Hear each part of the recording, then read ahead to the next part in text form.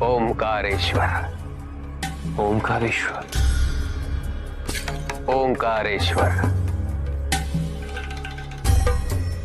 विंध्य पर्वत को एक बार ये भ्रम हो गया था कि उससे विशाल कुछ भी नहीं।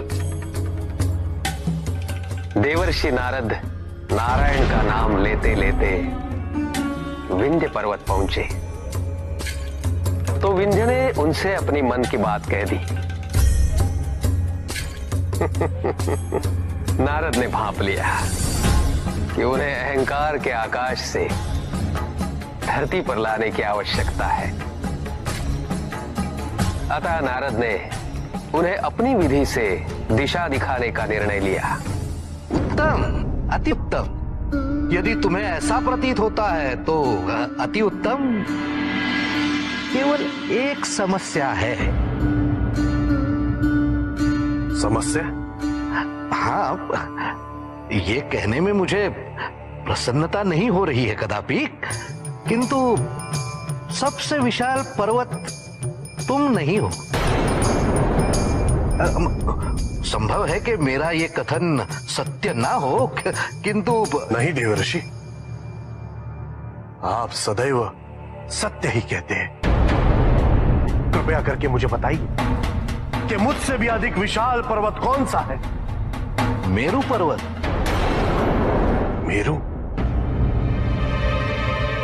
यदि मैं सबसे विशाल नहीं तो बन तो सकता हूं।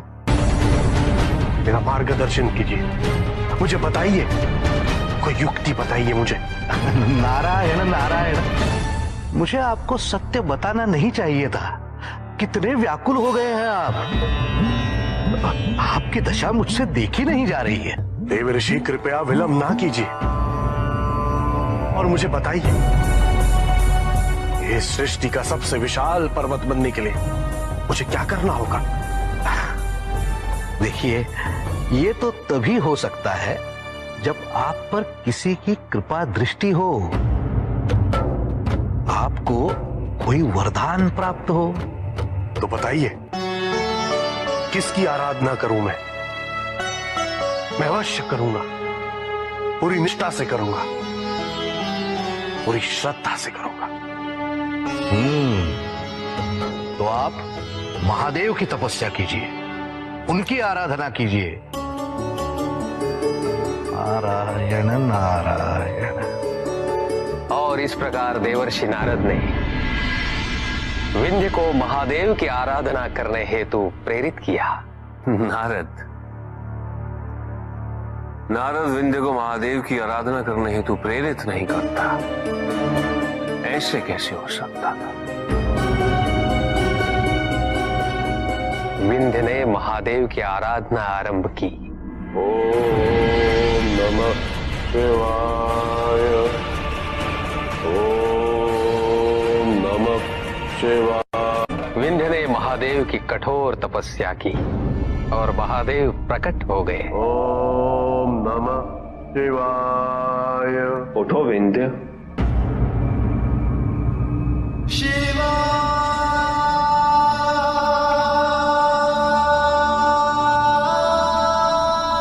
प्रभु,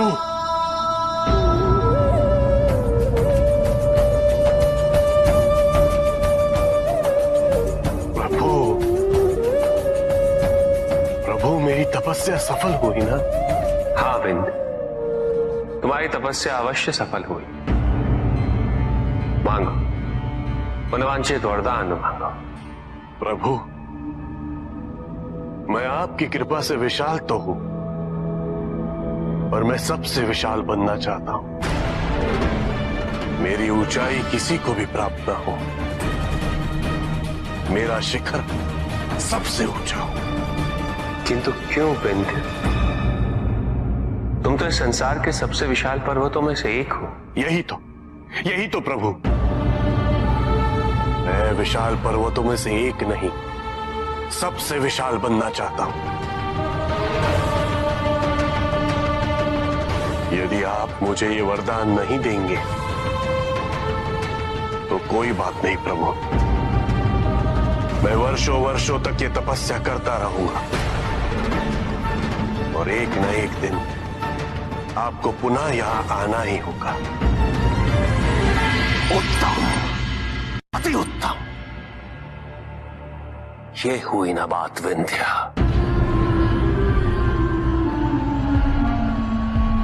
उसके बाद क्या हुआ ऋषि प्रहलाद? उचित है विंध्य, तुम कितने विशाल होना चाहते हो? मैंने कहा ना प्रभु, सबसे विशाल। किंतु आज मैं भले सबसे विशाल पर्वत बन जाऊं, पर कल कोई मुझसे भी बड़ा हो जाएगा।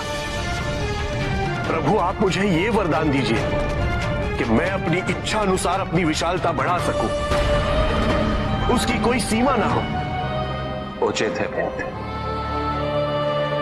मैं तुम्हें तुम्हारा मनोवांछित वरदान अवश्य दूंगा, किंतु मेरा एक कथन स्मरण रखना, इस सृष्टि में सबके आकार का अपना महत्व होता है, अपनी उपयोगिता होती है। तुम्हें सुनिश्चित करना होगा विंध्य कि तुम्हारे किसी भी कृत्य से इस संसार के समक्ष कोई समस्या उत्पन्न ना हो। अवश्य प्रभु, इस संसार में एक पर्वत की विशालता से कोई संकट कैसे आ सकता है प्रभु? प्रभु वरदान देने में अब विलंब ना कीजिए। अवश्य विंध्य, जैसी तुम्हारी इच्छा, तथास्तु।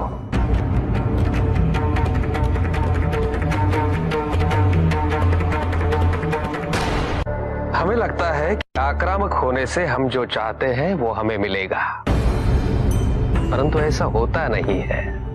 अहंकारी को केवल उसका अहंकार दिखता है, सत्य नहीं। चाहे वो कीटक हो या पर्वत, मनुष्य हो या महादानव, उसकी चेतना की विशालता का उसकी शरीर की विशालता से कोई संबंध नहीं होता। विंध्य पर्वत ये समझ नहीं पाया, वो विशाल होता गया।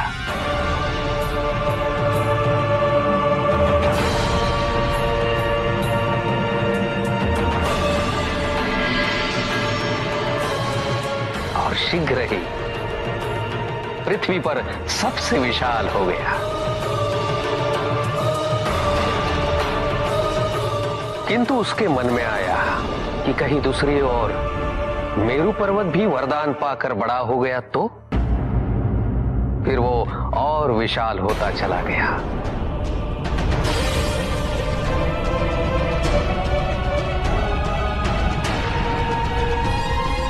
और अंत में इतना विशाल हुआ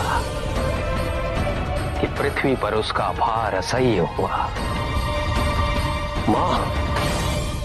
मां पर फिर मां ने क्या किया? केवल पृथ्वी देवी ही नहीं, अपितु इंद्रादि देवता भी महादेव के पास पहुंच गए। प्रभु, विंध्य ने इतना विशाल रूप धारण कर लिया है कि उसके भार को सहन कर पाना हमारे लिए संभव नहीं हो पा रहा है। प्रभु, शीघ्र विंध्य के लिए पृथ्वी पर कोई स्थान नहीं रहेगा।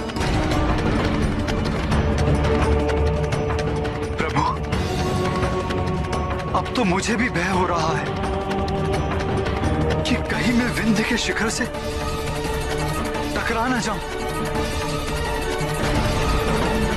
मुझे भी यही भय है प्रभु। ये आपने कैसा वरदान, कैसा अद्भुत वरदान दिया है आपने प्रभु। यदि वरदान इतना अद्भुत है तो निहित उद्देश्य भी अवश्य ही होगा। किंतु प्रभु, अब बाण तो निकल चुका है, अब क्या होगा? अब समय आ गया है। आज्ञा दीजिए प्रभु, क्या करना होगा? विंध्य को और विशाल बनना होगा।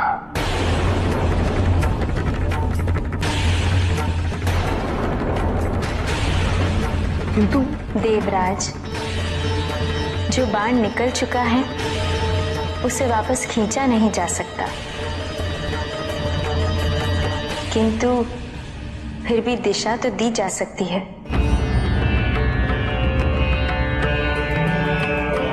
नारायण नारायण।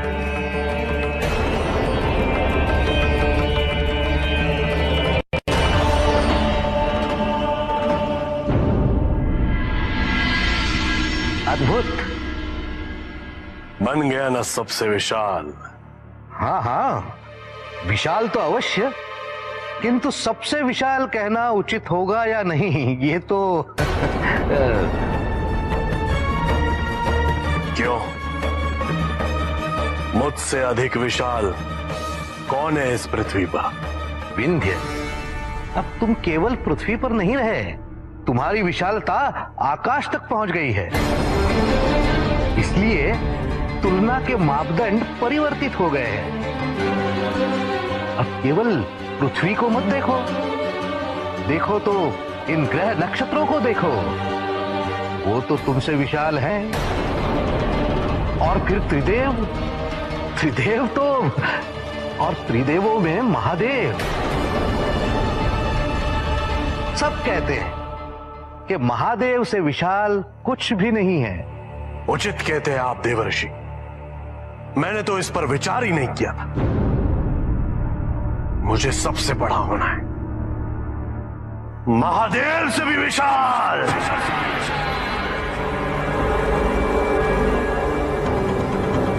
नारायण नारायण।